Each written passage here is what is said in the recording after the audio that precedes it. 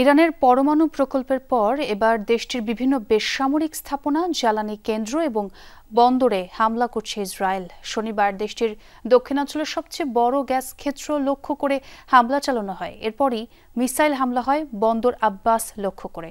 Tehran বলছে, Israeli হামলা ঠেকাতে 7টি স্থানে আকাশ প্রতিরক্ষা ব্যবস্থা চালু করা হয়েছে।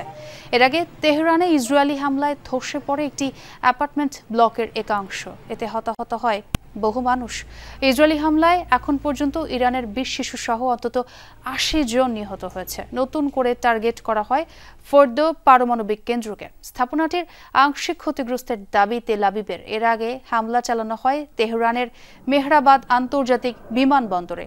অন্যদিকে তেল আবিব সহ ইসরায়েলের বিভিন্ন স্থান লক্ষ্য করে ব্যালিস্টিক মিসাইল হামলা অব্যাহত রেখেছে ইরানও। ইসরায়েলের বিভিন্ন স্থানে আঘাত হানে এসব মিসাইল। ক্ষতিগ্রস্ত নেভাতিম বিমান ঘাঁটি সহ আরও 3 সামরিক স্থাপনা।